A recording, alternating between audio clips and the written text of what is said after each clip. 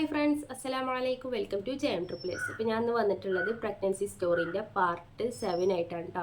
അപ്പോൾ 1 മുതൽ 6 വരെയുള്ള എല്ലാ പാർട്ടിൻ്റെയും ലിങ്ക് ഞാൻ താഴെ ഡിസ്ക്രിപ്ഷൻ ബോക്സിൽ കൊടുക്കുക. കാണണം ആഗ്രഹം ഉണ്ടെന്നുണ്ടെങ്കിൽ മാത്രം പോയി കണ്ട് കാണാം കേട്ടോ. അതുപോലെ തന്നെ നമ്മുടെ ചാനൽ ആദ്യമായിട്ടാണ് നിങ്ങൾ കാണുന്നത് എന്നുണ്ടെങ്കിൽ ഒന്ന് ചാനൽ സബ്സ്ക്രൈബ് ചെയ്ത് സപ്പോർട്ടാക്കുക. എന്നാലും ഇനി വെച്ച് വീഡിയോസൊക്കെ ഇടാനൊരു പ്രചോദനമാവുള്ളൂ കേട്ടോ.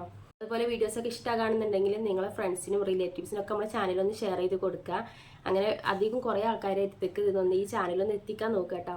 അപ്പോൾ ആകെ ഒരു 1000 സംതിങ് ആയിട്ടുള്ള നമ്മൾ സബ്സ്ക്രൈബ് ഒന്ന് കൂട്ടിത്തരണേ. ലാസ്റ്റത്തെ പാർട്ടിൽ ഞാൻ പറഞ്ഞിട്ടുണ്ടായിരുന്നു, ഇനി അടുത്തത് ഡെലിവറി സ്റ്റോറിയാണ് പറഞ്ഞിട്ടുണ്ടായിരുന്നു കേട്ടോ. അപ്പോൾ ഡെലിവറി സ്റ്റോറി പറയാനാണ് ഞാൻ വന്നിട്ടുള്ളത്. അപ്പോൾ അതിൻ്റെ മുമ്പ് കുറച്ച് കാര്യങ്ങളും പറയാനുണ്ടായിരുന്നു. ഫെബ്രുവരി 9-നാണ് ഞങ്ങൾ രണ്ടാമത്തത് അവിടെ പോയി അഡ്മിറ്റ് ചെയ്തത് കേട്ടോ. അഡ്മിറ്റ് ചെയ്തതിന് ശേഷം അപ്പോൾ തന്നെ സ്കാനിങ് ചെയ്യാൻ പറഞ്ഞിരുന്നു. സ്കാനിങ് ചെയ്തപ്പോൾ സാധാ സ്കാനിങ് ആയിട്ട് ചെയ്തത്. അപ്പോൾ ഡോക്ടർ പറഞ്ഞു ഒരു കുട്ടിക്ക് ചെറിയൊരു ബ്ലഡ് ഫ്ലോൻ്റെ കുറവുണ്ട്. അപ്പോൾ ഒരു സ്കാനിങ് ഉണ്ട്, ഡബിൾ മാർക്കർ സ്കാനിങ് എന്നാണ് അതിൻ്റെ പേര് കേട്ടോ. ആ സ്കാനിങ് ചെയ്താൽ കൂടുതൽ നമുക്ക് അറിയാൻ പറ്റുമെന്ന് പറഞ്ഞു. അപ്പം അങ്ങനെ ആ ഒരു സ്കാനിങ് ചെയ്തു. അപ്പോൾ ആ സ്കാനിങ്ങിലും ഒരു കുട്ടിക്ക് ചെറിയൊരു പ്രോബ്ലം ഉണ്ട്. ഹാർട്ട് ബീറ്റ് എടുക്കാനൊക്കെ ഹാർട്ട് ബീറ്റിൻ്റെ എണ്ണം അങ്ങനെ കുറഞ്ഞ് വരികയാണെന്ന് പറഞ്ഞു കേട്ടോ. അപ്പോൾ ഞങ്ങൾ ആകെ ടെൻഷനായി. അപ്പോൾ ഡോക്ടർ പറഞ്ഞു അഡ്മിറ്റഡ് ആക്കാം, എപ്പോൾ വേണമെങ്കിലും ചിലപ്പോൾ ഡെലിവറി നടക്കാൻ സാധ്യത ഉണ്ട് എന്ന് പറഞ്ഞു.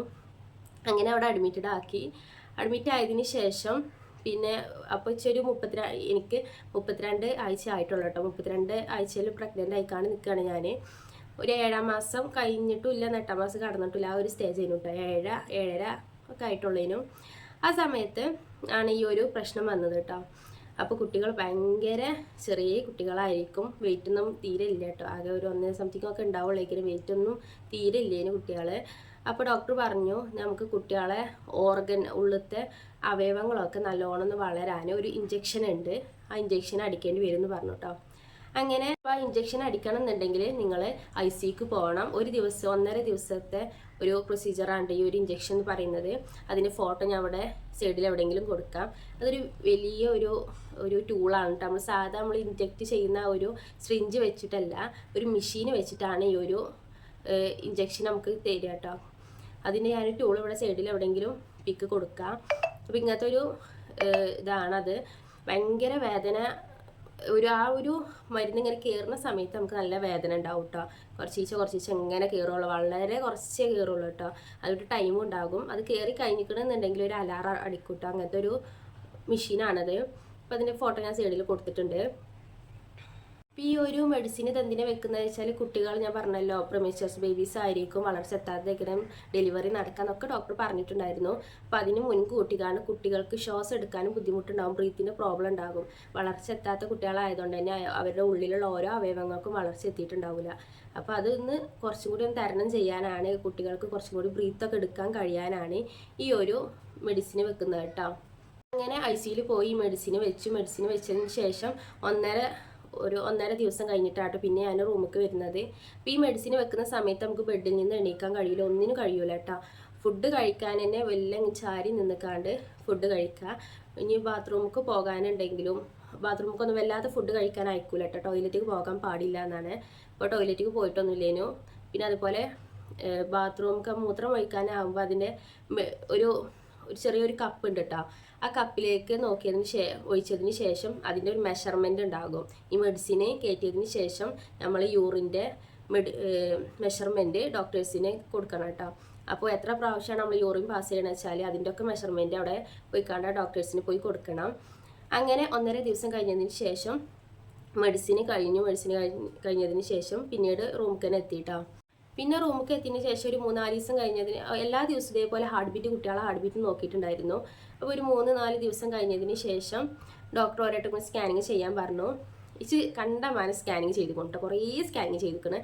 3 കുട്ടികളായതുകൊണ്ട് അവർക്ക് പ്രത്യേകിച്ച് നോക്കണം. അപ്പോൾ അത്യാവശ്യം നല്ല രീതിയിൽ തന്നെ സ്കാനിങ്ങും ചെയ്തിരിക്കുന്നു. ഓരോ പ്രാവശ്യവും ഹാർട്ട് ബീറ്റും ചെയ്തിട്ടുണ്ടായിരുന്നു കേട്ടോ. അപ്പോൾ ഈ ഒരു 4-5 ദിവസം കഴിഞ്ഞിട്ട് ഇതേപോലെ ഒരായിട്ടും സ്കാനിങ് ചെയ്തപ്പോൾ ഈ ഒരു കുട്ടിക്ക് പ്രശ്നമുണ്ട് പറഞ്ഞ കുട്ടിക്ക് കുഴപ്പമില്ല, അപ്പോൾ നോർമൽ ആയിക്കുന്നു. അപ്പോൾ ഇനി പേടിക്കേണ്ട ആവശ്യമില്ല എന്ന് പറഞ്ഞു കേട്ടോ. അങ്ങനെ പറഞ്ഞു. ഇനി നമ്മൾ ഹോസ്പിറ്റലായി നിൽക്കുമ്പോൾ ഫുഡ് ഐറ്റംസും കാര്യങ്ങളൊക്കെ നമുക്ക് ഭയങ്കര പിന്നിക്കല്ലേക്കരം. വീട്ടിൽ കഴിക്കുന്നത് പോലെ നമുക്ക് ഫുഡൊന്നും കഴിക്കാൻ കഴിയൂല അവിടുന്ന്. അപ്പോൾ ഡോക്ടർ പറഞ്ഞു ഞാൻ കുറച്ച് ദിവസം കൂടി വീട്ടിൽ പോയിക്കാണ്ട് നല്ല ഫുഡൊക്കെ കഴിച്ചിക്കാണ്ട് നല്ല ഹെൽത്തി ആയിട്ട് വരണം, എന്നാലേ മാത്രമേ നമുക്ക് കുട്ടികളെ നല്ല ഇതിൽ കിട്ടുള്ളൂ കേട്ടോ എന്നൊക്കെ പറഞ്ഞു കേട്ടോ. അങ്ങനെ ഞങ്ങൾ അവിടുന്ന് ഡിസ്ചാർജ് ചെയ്ത് പോന്നു. ഡിസ്ചാർജ് ചെയ്ത് പോകുന്നതിന് ശേഷം ഇവിടെ ഇതേപോലെ തന്നെ ഞാൻ നേരത്തെ മറ്റേ വീഡിയോസിലൊക്കെ പറഞ്ഞ പോലെ തന്നെ ഫുൾ ഹെൽത്തി ആയിട്ടുള്ള ഫുഡ് ഐറ്റംസ് ഒക്കെ കഴിച്ചു. പാല്, നേന്ത്രപ്പഴം, അതുപോലെ മധുരക്കിഴങ്ങ്, ചോളം, കുട്ടികൾക്ക് മാക്സിമം വെയിറ്റ് വെക്കാനുള്ള, അതുപോലെ ഈത്തപ്പഴം, ഡ്രൈ ഫ്രൂട്ട്സ്, നട്ട്സ് ഐറ്റംസ് ഒക്കെ കഴിച്ചിട്ടുണ്ടായിരുന്നു കേട്ടോ. കുട്ടികൾക്ക് മാക്സിമം എത്രത്തോളം വെയിറ്റ് വെക്കാൻ പറ്റും അത്രയും വെയിറ്റ് വെപ്പിക്കണം. ഞാൻ പ്രഗ്നൻസി സ്റ്റാർട്ടായപ്പോൾ എൻ്റെ ഒരു വെയിറ്റ് എന്ന് പറയുന്നത് 42 വെയിറ്റ് ആയിരുന്നു ഞാൻ അന്നുണ്ടായിരുന്നത്. പക്ഷെ പ്രഗ്നൻസി ആവണ ആ ഒരു ടൈം ആയപ്പോൾ തന്നെ 72 കിലോ ഉണ്ടായിരുന്നു. 72 കിലോ ഉണ്ടായിരുന്നു കേട്ടോ. ഇടയ്ക്കിടയ്ക്ക് സംസാരത്തിൽ ചെറിയ പ്രശ്നങ്ങൾ ഉണ്ടാവും കേട്ടോ. കുട്ടികളെ എണീക്കുന്നതിന് മുമ്പ് പെട്ടെന്ന് പറഞ്ഞു തീർക്കണം. അതാണ് ഞാൻ അർജൻറ്റിൽ പറഞ്ഞു പോവാം കേട്ടോ. അപ്പോൾ ചില പേര് പാർട്ട് 7 വന്നിട്ടില്ല, ഇപ്പോഴും ബാക്കി പാർട്ട് പെട്ടെന്ന് ഇടിയിട്ടൊന്നോ പറഞ്ഞിട്ടുണ്ടായിരുന്നു. അതുകൊണ്ടാണ് ഞാൻ വളരെ പെട്ടെന്നാണ് ഇത് പറയുന്നത് കേട്ടോ. ആർക്കെങ്കിലും ബുദ്ധിമുട്ടുണ്ടെങ്കിൽ ക്ഷമ ചോദിക്കുകയാണ്. ഇനി നിങ്ങൾക്ക് ഞാൻ പറയുന്നത് ക്ലിയർ ആയിട്ടില്ല എന്നുണ്ടെങ്കിൽ താഴെ കമൻറ്റ് ബോക്സിൽ പറഞ്ഞാൽ മതി കേട്ടോ. അപ്പോൾ ഞാൻ അതിനനുസരിച്ച് ഞാൻ നിങ്ങൾക്ക് കമൻറ്റ് ബോക്സിൽ അല്ല എന്നുണ്ടെങ്കിൽ വേറൊരു വീഡിയോ ആയിക്കാണ്ട് ചെയ്യാം കേട്ടോ. അപ്പോൾ അങ്ങനെ ഞങ്ങൾ അവിടുന്ന് ഡിസ്ചാർജ്. അപ്പോൾ ഈ ബ്ലഡ് ഫ്ലോ കുട്ടികളത് ഒരു കുട്ടിക്ക് കുറയാൻ കാരണം എന്താ വെച്ചാൽ അതുവരെ ഞാൻ ഈ ഹെപ്പാരിൻ്റെ ഇഞ്ചെക്ഷൻ ചെയ്തിട്ടുണ്ടായിരുന്നു. അപ്പോൾ പെട്ടെന്ന് ഡോക്ടർ പറഞ്ഞു കഴിഞ്ഞാൽ അത് ചെയ്യേണ്ട ആവശ്യമില്ല എന്ന് പറഞ്ഞിട്ടുണ്ടായിരുന്നു. അതുകൊണ്ട് ആ ഒരു ഇഞ്ചെക്ഷന് സ്റ്റോപ്പ് ആക്കിയിരുന്നു കേട്ടോ. ആ സ്റ്റോപ്പ് ആക്കിയതുകൊണ്ടാണ് കുട്ടിക്ക് ഇതേപോലെ ചെറിയൊരു പ്രോബ്ലം ഉണ്ടായത്. ഈ ഒരു ഹെപ്പാരിൻ്റെ ഇഞ്ചെക്ഷന് എന്തിനാണ് ചെയ്യുന്നത് വെച്ചാൽ നമ്മുടെ ബ്ലഡ് ക്ലോട്ട് ആവാതെക്കാനാണ് ഈ ഒരു ഇഞ്ചെക്ഷൻ ചെയ്യുന്നത് കേട്ടോ. അതുകൊണ്ടാണ് പെട്ടെന്ന് നിർത്തിയപ്പോൾ വന്ന ഒരു ചെറിയൊരു വേരിയേഷനോട് ആയതുകൊണ്ടാണ് ഇങ്ങനെ ഒരു പ്രശ്നം ഉണ്ടായത്. പിന്നെ അത് നോർമലായി കുട്ടികൾ പിന്നെ അതുമായിട്ട് ഒന്ന് അഡ്ജസ്റ്റ് ചെയ്യാൻ തുടങ്ങി കേട്ടോ. അത് കഴിഞ്ഞതിന് ശേഷം ഞാൻ ഡെലിവറിക്ക് പോകുന്നത് മാർച്ച് 20-നാണ് കേട്ടോ. നമ്മൾ ഈ ബറാത്ത് നോമ്പിൻ്റെ ആ ഒരു സമയത്തൊക്കെയാണ് ഞാൻ പിന്നീട് അഡ്മിറ്റ് ആവാൻ പോകുന്നത്. അങ്ങനെ മാർച്ച് 20-ന് പോയതിന് ശേഷം ഡോക്ടർ പറഞ്ഞു ഇനി എന്തായാലും ഇവിടുന്ന് പോകുമ്പോൾ 3 കുട്ടികളെയും കൊണ്ടേക്കലും പോകാമെന്ന് പറഞ്ഞിട്ടുണ്ടായിരുന്നു കേട്ടോ. അന്ന് വെച്ചാൽ 33 ആഴ്ചയൊക്കെ ആയിട്ടുണ്ട്, 32-33 ആഴ്ച ആയിട്ടുണ്ട് കേട്ടോ. അപ്പോൾ ഡോക്ടർ മാക്സിമം നമുക്ക് പോകുന്ന വരെ പോകണം, കൂടുതലും നടക്കാൻ പാടില്ല എന്ന് പറഞ്ഞിട്ടുണ്ടായിരുന്നു. പിന്നെ ഇൻഷുറൻസ് ഒക്കെ ശരിയാക്കണമല്ലോ, നമ്മൾ മെഡിക്കൽ കോളേജിലായതുകൊണ്ട് NICയിൽ മസ്റ്റായിട്ടും കുട്ടികൾ ഇടേണ്ടി വരും. അപ്പോൾ ഇൻഷുറൻസ് ഒക്കെ ശരിയാക്കാനൊക്കെ വല്ലാതെ അങ്ങോട്ട് ഇറങ്ങി പോകുന്നു വേണ്ട, മാക്സിമം ലിഫ്റ്റിൽ പോകുക, അല്ലാതെ നടക്കൽ വളരെ കുറവായിക്കാണ് നടന്നാൽ മതി എന്ന് പറഞ്ഞിട്ടുണ്ടായിരുന്നു കേട്ടോ. കാരണം എന്ന് വെച്ചാൽ കുട്ടികളെ ബാലൻസ് ചെയ്യാൻ ഇതിന് സെർവിക്സിന് സ്റ്റിച്ച് ഇട്ടിട്ടുണ്ടായിരുന്നു പറഞ്ഞിട്ടുണ്ടായിരുന്നു. അപ്പോൾ അതും കൂടി ആയതുകൊണ്ട് ഡോക്ടർ പറഞ്ഞു മാക്സിമം നടത്തം കുറക്കണം, അല്ലാന്നുണ്ടെങ്കിൽ സ്റ്റിച്ച് പൊട്ടും, സ്റ്റിച്ച് പോയാൽ വാട്ടർ ബ്രേക്ക് ആകും, അങ്ങനെ കുറച്ച് പ്രശ്നങ്ങളൊക്കെ ഉണ്ട്. അപ്പോൾ മാക്സിമം ഒന്ന് നടക്കുന്ന കാര്യങ്ങളൊക്കെ കുറക്കാമെന്ന് പറഞ്ഞു കേട്ടോ. അങ്ങനെ പിന്നെ ഞാൻ ആ ഒരു 10-15 ദിവസം അഡ്മിറ്റായ അന്ന് മുതൽ ഭയങ്കര കെയറിങ് ചെയ്തിക്കാണ്ടേനു. കടക്കാനൊക്കെ ബുദ്ധിമുട്ടേനു. പിന്നെ എപ്പോഴും യൂറിൻ പാസ് ചെയ്യാണ്ടാവും കേട്ടോ. കാരണം വെച്ചാൽ നമ്മുടെ ഈ മൂത്രസഞ്ചിമേൽ ഇങ്ങനെ നമ്മളെ ഗർഭാശയം തട്ടി നിൽക്കുകയാണ്. അപ്പോൾ എപ്പോഴും നമുക്ക് മൂത്രയിക്കാണ്ടാകും. ഇച്ചാണെങ്കിൽ ഒരു രാത്രി കടന്നാൽ പിന്നെ ഉറക്കേ ഉണ്ടാവില്ല എന്ന് വെച്ചാൽ എപ്പോഴും ഇങ്ങനെ മൂത്രയിക്കാൻ ഇങ്ങനെ തോന്നിക്കൊണ്ട് കേട്ടോ. അപ്പോൾ അങ്ങനെ അതിനൊക്കെ നമുക്ക് ടോയ്ലറ്റിലേക്ക് പോകണമല്ലോ. അപ്പോൾ വളരെ പെട്ടെന്നൊന്നും എണീക്കാൻ പറ്റൂല. വെല്ലം എണീച്ചതിന് ശേഷം പതുക്കെ നടന്നിക്കാണ്ടാട്ടോ പോവുക. ഭയങ്കര ബുദ്ധിമുട്ടായിരുന്നു ആ ഒരു ടൈമിലായപ്പോൾ തന്നെ. ഡെലിവറി ആകുന്ന സമയത്ത് വയറ് നല്ലോണം ഉണ്ടായിരുന്നു, നല്ല ബുദ്ധിമുട്ടായിരുന്നു കേട്ടോ. പിന്നെ അതുപോലെ കുറച്ച് നടക്കുമ്പോൾ തന്നെ ശ്വാസം തിങ്ങലുണ്ടായിരുന്നു, അങ്ങനെ കുറച്ച് പ്രശ്നങ്ങളൊക്കെ ഉണ്ടായിരുന്നു. അങ്ങനെ മാർച്ച് 30-നാണ് എൻ്റെ ഡെലിവറി നടക്കുന്നത്. സിസേറിയനായിരുന്നു. ഡോക്ടർ പറഞ്ഞു, പിന്നെ ഡോക്ടർ വന്ന് പറഞ്ഞിട്ടുണ്ടായിരുന്നു എല്ലാ ദിവസവും വരുമല്ലോ, എല്ലാ ദിവസവും വന്നിക്കാണ്ട് ഹാർട്ട് ബീറ്റും പ്രഷറും എല്ലാ കാര്യങ്ങളും നോക്കും കേട്ടോ. ആശുമോള് നീച്ചിട്ടുണ്ട് കേട്ടോ. അവള് വളരെ പെട്ടെന്ന് തന്നെ നീച്ചും, ഒന്നും ഉറങ്ങിക്കാണ്ട് കുറച്ച് നേരം ഉറങ്ങണം കേട്ടോ. അപ്പം തന്നെ അവള് എണീക്കും.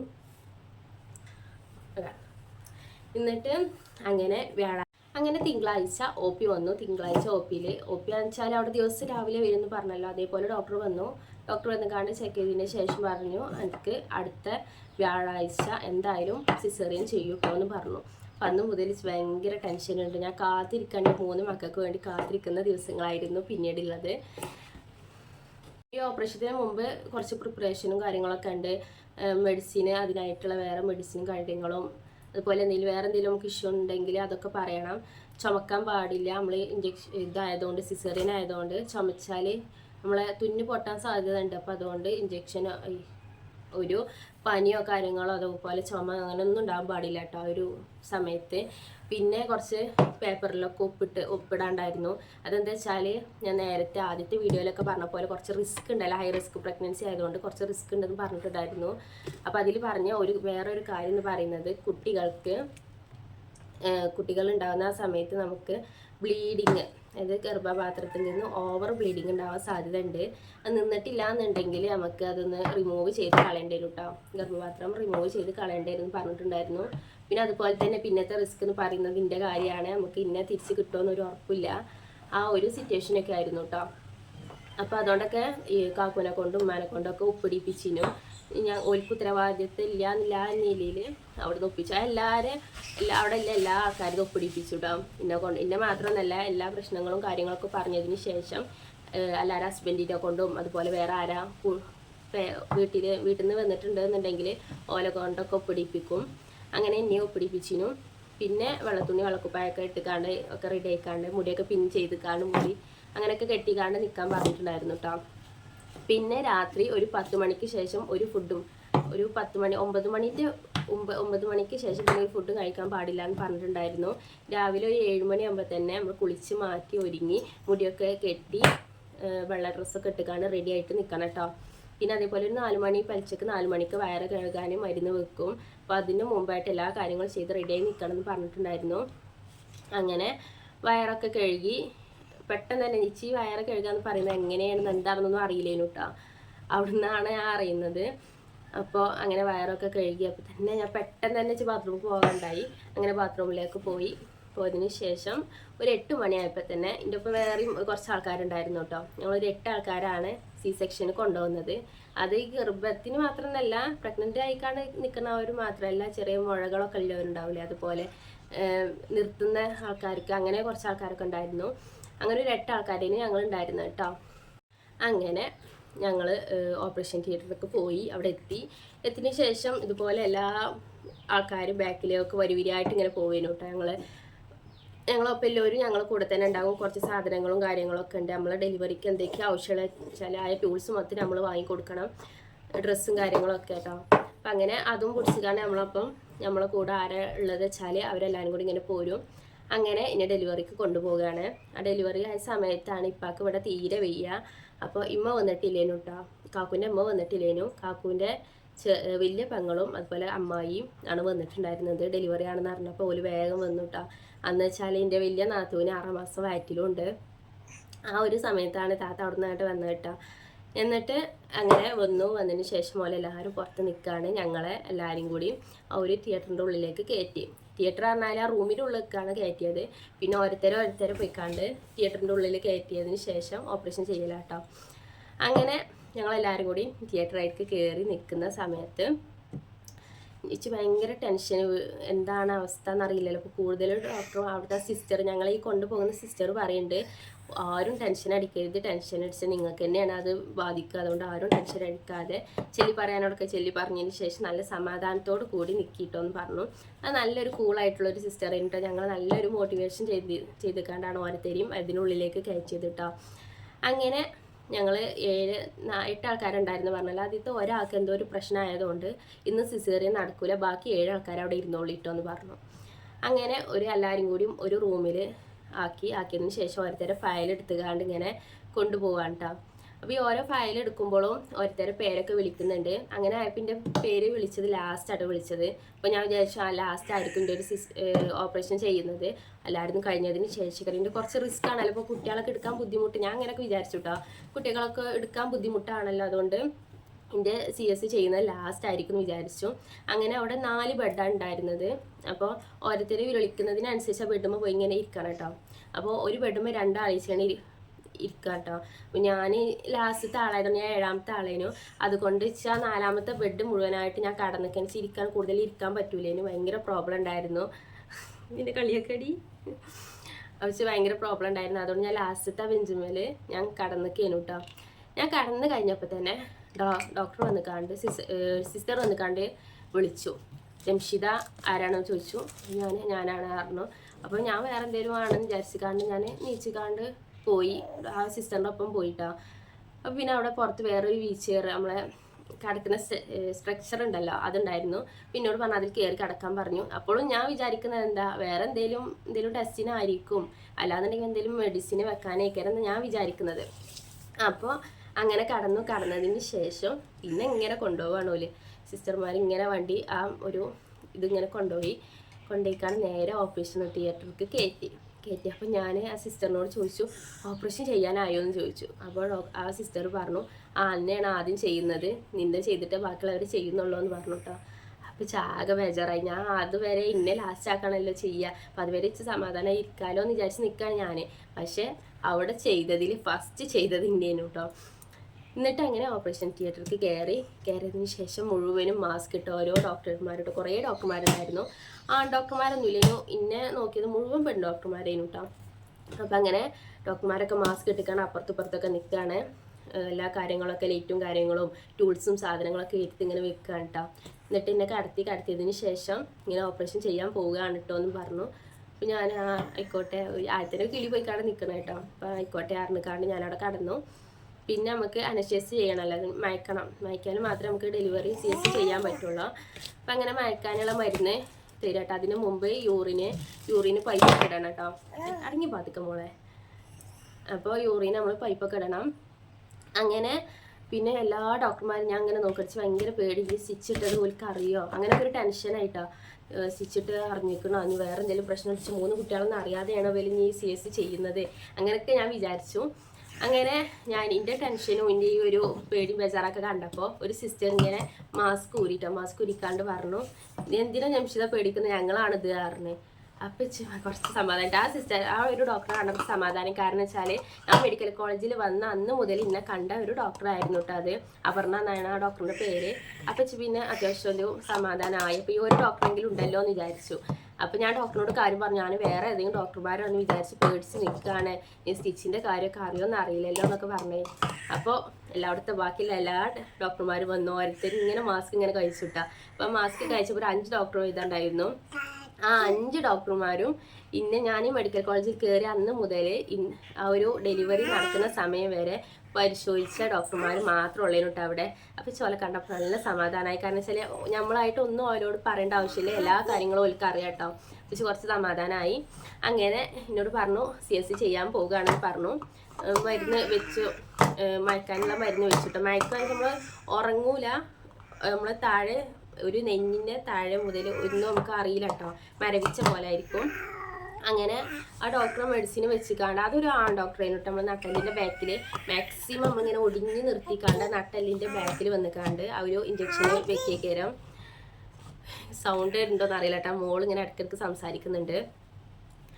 അപ്പോൾ അങ്ങനെ ഒരു ഇഞ്ചക്ഷൻ ഇട്ട് വെച്ചിട്ടുണ്ടായിരുന്നു. മാക്സിമം വെച്ച് വയറ് അധികം ഉണ്ടായതുകൊണ്ട് തന്നെ കൂടുതൽ വയറ് പിടിക്കാൻ കഴിഞ്ഞിട്ട് കാലിങ്ങനെ നമ്മൾ നെഞ്ഞത്തേക്ക് മുട്ടിക്കാൻ കഴിയൂലേനു. മാക്സിമം ഒഴിച്ച് വെച്ചിക്കാണ്ട് അങ്ങനെ ഇഞ്ചക്ഷൻ ചെയ്തു. ആ ഇഞ്ചക്ഷൻ ചെയ്ത ഉടനെ തന്നെ പിന്നെ ഓല് തൊടുന്നത് ഒന്നും അറിയണില്ലേനു കേട്ടോ. പിന്നെ ഫുള്ളും ഇങ്ങനെ നേരെ കിടക്കാൻ പറഞ്ഞു. കിടന്നതിന് ശേഷം ഒരു തണുത്ത ഒരു ടൂള് വെച്ചിട്ട് നമ്മൾ ഈ കൗത്തിൻ്റെ അവിടെ ഇങ്ങനെ വെച്ചു കേട്ടോ. വെച്ച് ഭയങ്കര തണുപ്പ്. അപ്പോൾ എന്നോട് ചോദിച്ചു എന്താ ഫീൽ ചെയ്യണോ ചോദിച്ചു. ഞാൻ പറഞ്ഞു നല്ല തണുപ്പ് ഫീൽ ചെയ്യുന്നുണ്ടെന്ന് പറഞ്ഞു. പിന്നെ അത് കഴിഞ്ഞതിന് ശേഷം നമ്മളെ നെഞ്ഞിന് താഴെ അയക്കാണ്ട് ആ ഒരു ഇത് വെച്ചു കേട്ടോ. അപ്പോൾ ഇപ്പോഴും ചോദിച്ചു. അപ്പോൾ ഞാൻ പറഞ്ഞു ഇപ്പോഴൊന്നുമില്ല, അപ്പോൾ എനിക്കൊന്നും ഫീൽ ചെയ്യാവണില്ല പറഞ്ഞു. അപ്പോൾ അതുവരെയാണ് ആ ഒരു തരിപ്പിച്ച് വെച്ചിട്ടുള്ളത്. അപ്പോൾ ഡോക്ടർ പറഞ്ഞു കുഴപ്പമില്ല, ഇനി നമുക്ക് ഇങ്ങനെ ചെയ്യാം, CS ചെയ്യാൻ പോവാൻ കേട്ടോ എന്ന് പറഞ്ഞു. എന്നിട്ട് എൻ്റെ മുഖത്തൊക്കെ ഒരു ഇത് വെച്ചൊരു ഒരു തുണി ഇട്ടുകാണ്ട് എൻ്റെ മുഖം ആകെ കവർ ചെയ്തു. നമ്മൾ കണ്ണ് മാത്രം അതിൻ്റെ ഉള്ളിൽ കൂടി കാണും കേട്ടോ. അങ്ങനെ കവർ ചെയ്തു. പിന്നെ അതുപോലെ ഓല് പറയുന്ന അത് എടുക്കുക എന്ന് പറയുന്നത് മുഴുവൻ നമുക്ക് കേൾക്കാൻ പറ്റും. കാരണം വെച്ചാൽ നമുക്ക് നമ്മൾ ഉറങ്ങണല്ലേ, മയങ്ങല്ലല്ലോ. അടങ്ങി പാത്തൊക്കെ നമ്മൾ മയക്കിയിട്ടില്ല. അങ്ങനെ ഒരു മെഡിസിൻ വെച്ചിട്ടാണ് തരിപ്പിച്ചിട്ടാണ്. അതുകൊണ്ട് തന്നെ ഓല് പറയുന്നതൊക്കെ വെച്ച് കേൾക്കാമായിരുന്നു കേട്ടോ. പിന്നെ അങ്ങനെ ഡോക്ടർമാർ പറഞ്ഞു ഒക്കെ യൂറിന് പാസ് ചെയ്യാനുള്ള ഒരു ട്യൂബ് ഇട്ടു. ഭയങ്കര ഇതുണ്ട് ഈ കുട്ടി ഉണ്ടായതുകൊണ്ട്. ഓള് ഇടയ്ക്കിടയ്ക്ക് സൗണ്ട് ഉണ്ടാകുമ്പോൾ ഓളൊരു ബാലൻസ് ചെയ്തുകൊണ്ട് പറയാനുള്ളതും കിട്ടണില്ല ആ ഒരു സിറ്റുവേഷൻ ആട്ടോ. എല്ലാവരും ക്ഷമ ചോദിക്കുകയാണ്. അപ്പം അങ്ങനെ CS ചെയ്യാൻ തുടങ്ങി. CS എങ്ങനെ ചെയ്യാൻ എല്ലാവർക്കും അറിയാമല്ലോ. നമ്മൾ അടിവയറ്റിൽ ഇങ്ങനെ ഓരോ ലെയർ ഇങ്ങനെ കീറിയതിന് ശേഷമാണ് കുട്ടികളെടുക്കുക. അങ്ങനെ കുറച്ച് നേരം കഴിഞ്ഞതിന് ശേഷം 8:42 എൻ്റെ ആദ്യത്തെ മോനെടുത്തു, റെയ്നുവിനെ എടുത്തപ്പോൾ നല്ല കരച്ചിലുണ്ടായിരുന്നു. ആ കരച്ചിൽ കേട്ടപ്പോൾ തന്നെ എന്തൊക്കെയോ ഒരു നമുക്ക് സന്തോഷവും സങ്കടവും ഒക്കെ പാടൊപ്പം വരുന്ന സിറ്റുവേഷനായിരുന്നു കേട്ടോ. ഒരുപാട് നാൾ നമ്മൾ കുറേ പ്രാർത്ഥിച്ചതിന് ശേഷം 2 വട്ടം അബോഷനൊക്കെ ആയി പോയതിന് ശേഷം കിട്ടുന്നതാണ്. അപ്പോൾ അതിന് അത്യാവശ്യം നല്ലൊരു സന്തോഷവും സങ്കടമൊക്കെ ഒപ്പം വന്നിട്ട് എൻ്റെ കുട്ടിനെ കാണാൻ പറ്റില്ല എന്നുള്ളൊരു ഇതുണ്ടായിരുന്നു. പിന്നെ ആദ്യത്തിനൊരു ബേജാറും പേടിയുണ്ടായിരുന്നു. ഇപ്പോൾ കുട്ടികളെ കാണാതെ ഞാൻ പിന്നേറ്റ് പഠിച്ച വിളിക്കുമോ എന്നുള്ളൊരു പേടിയൊക്കെ ഉണ്ടായിരുന്നു ടച്ച്. അങ്ങനെ 8:42 റൈനുവിനെ എടുത്തതിന് ശേഷം ഡോക്ടർ പറഞ്ഞു കൺഗ്രാജുലേഷൻസ് ആൺകുട്ടിയാണ് കേട്ടോ എന്ന് പറഞ്ഞു കേട്ടോ. വെച്ച് ഭയങ്കര ഇതായി. എന്നിട്ട് എൻ്റെ ഇങ്ങനെ മുകളിൽ റൈനുവിനെ വെച്ച് കാണിച്ചു തന്നു. അത് കഴിഞ്ഞതിന് ശേഷം ഒരു കുറച്ച് നേരം കഴിഞ്ഞതിന് ശേഷമാണ് ഫൈസുവിനെ എടുക്കുന്നത്. ഓനെ 8:44 എടുക്കുന്നത്. ഓനെ എടുത്തപ്പോഴും ഡോക്ടർ പറഞ്ഞു കുഴപ്പമൊന്നുമില്ല, കുട്ടിക്ക് കുഴപ്പമൊന്നുമില്ല, ആൺകുട്ടിയാണ്, അതോ ആൺകുട്ടിയാണെന്ന് പറഞ്ഞു കേട്ടോ. അതിനുശേഷം 8:45 8:45 ഇവളെടുക്കുന്നത്. ഇവളെടുത്തുകാണ്ട് ഡോക്ടർ പറഞ്ഞു കൺഗ്രാജുലേഷൻസ്, ഇത് പെൺകുട്ടിയാണ് കേട്ടോ എന്ന് പറഞ്ഞു കേട്ടോ. പക്ഷെ ഭയങ്കര സന്തോഷമായി. വെച്ചാൽ പഠിച്ച പറയുമ്പോൾ 2 ആൺകുട്ടിയും ഒരു പെൺകുട്ടി. അതേപോലെ തന്നെ എൻ്റെ ഇപ്പം, അതായത് എൻ്റെ കാക്കൂൻ്റെ ഉപ്പ വെയ്യാതെ കിടക്കണതിന് മുമ്പ് തന്നെ ഞങ്ങൾക്ക് 3 കുട്ടികളാണ് വയറ്റിലുള്ളത് എന്ന് പറഞ്ഞാൽ അന്ന് പറഞ്ഞ കാര്യമാണ് കേട്ടോ. 2 ആണും ഒരു പെണ്ണും അയക്കരുത്. അപ്പം അതേപോലെ തന്നെ ആയി. ഇതേപോലെ ഡോക്ടർമാർ പറഞ്ഞപ്പോൾ ആദ്യം ഇപ്പം പറഞ്ഞ ആ ഒരു ഇതാണ് കേട്ടോ വന്നത്, 2 ആണും ഒരു പെണ്ണും ആണെന്ന്. അങ്ങനെ എൻ്റെ ഡെലിവറി സ്റ്റോറി ഇതാണ്. പിന്നെ ആ 3 ആഴ്ച കാണിച്ചു തന്നതിന് ശേഷം പിന്നെ എന്നോട് പറഞ്ഞു ഇനി അവിടെ കണ്ണടച്ചുകാണ്ട് ഉറങ്ങിക്കോ എന്ന് പറഞ്ഞു. അങ്ങനെ കുറച്ച് നേരം കഴിഞ്ഞപ്പോൾ തന്നെ ഞാനൊന്ന് മയങ്ങിപ്പോയിട്ടോ. മയങ്ങിയതിന് ശേഷം ഞാൻ അതിന് മുമ്പ് ഞാൻ ചോദിച്ചു, ഡോക്ടർമാർ ചോദിച്ചു കുട്ടികൾക്കൊന്നും കുഴപ്പമില്ലല്ലോ എന്ന് ചോദിച്ചു. കുട്ടികൾക്കൊന്നും ഒരു കുഴപ്പമില്ല, അതുപോലെ നിനക്കും വലിയ പ്രശ്നങ്ങളും കാര്യങ്ങളൊന്നും ഇല്ല കേട്ടോ എന്ന് പറഞ്ഞു. പിന്നെ സമാധാനമായിട്ടോ. എന്നിട്ട് അവിടെ എന്നോട് മയങ്ങാൻ പറഞ്ഞു. അൽഹംദുലില്ലാ ഞാൻ 3 കുട്ടികളുടെ ഉമ്മയായിട്ടാ. 2 ആണും ഒരു പെണ്ണും ആയിക്കാണ്ടുള്ള 3 കുട്ടികളുടെ ഒരു ഉമ്മയായി. അൽഹംദുലില്ലാ പഠിച്ചവനോട് എത്ര നന്ദി പറഞ്ഞാലും മതിയാവില്ല കേട്ടോ. ഒരു കുട്ടിക്ക് വേണ്ടി ചോദിച്ചിട്ട് 3 കുട്ടികളൊപ്പം തന്നതിന് ആ ഒരു ഭാഗ്യം എന്ന് പറയുന്നത് വേറെ തന്നെയാണ് കേട്ടോ. ഒരു പ്രാവശ്യം നമ്മളെ ഉമ്മ എന്ന് വിളിക്കുന്നതിന് പകരം എനിക്ക് 3 പേരാണ് ഒപ്പം എന്നെ ഉമ്മ എന്ന് വിളിക്കുന്നത് കേട്ടോ. അപ്പം അതുകൊണ്ട് ഭയങ്കര സന്തോഷമുണ്ട്. ഇനി അതിന് ശേഷം പിന്നെ ഒരു കുറച്ച് നേരം കഴിഞ്ഞപ്പോഴാണ് ഞങ്ങളെ വേറൊരു റൂമിലേക്ക് മാറ്റിയിട്ടോ. റൂമിലേക്ക് മാറ്റിയപ്പോൾ ഞാൻ പറഞ്ഞല്ലോ നല്ലൊരു തണുപ്പിലെ റൂമേനു. അതുകൊണ്ട് വല്ലാതെ തണുപ്പൊന്നും സഹിച്ചാൻ കഴിഞ്ഞിട്ടില്ലേനു. അപ്പോൾ ഡെലിവറി സ്റ്റോറി ഇത്രയേ ഉള്ളൂ കേട്ടോ. ഇനി ഇതിൻ്റെ പാർട്ട് 8 ഞാൻ വരണ്ട് കേട്ടോ ഇൻഷാ അല്ലാ. ഇപ്പോൾ കുട്ടികളുടെ വെയിറ്റും കാര്യങ്ങളും അതൊക്കെ ഈ ഒരു വീഡിയോയിൽ തന്നെ പറയാൻ ശ്രമിക്കാം. അത് കഴിഞ്ഞിട്ട് ഇനി ഞാൻ അടുത്ത പറയുന്നത് പ്രസവം കഴിഞ്ഞതിന് ശേഷം ഞാൻ അനുഭവിച്ച കുറച്ച് കാര്യങ്ങളും അതുപോലെ തന്നെ മക്കളുടെ NAC സ്റ്റോറി ആട്ടോ. അപ്പം അതുവരേക്കും ബൈ, അസ്സലാമു അലൈക്കും.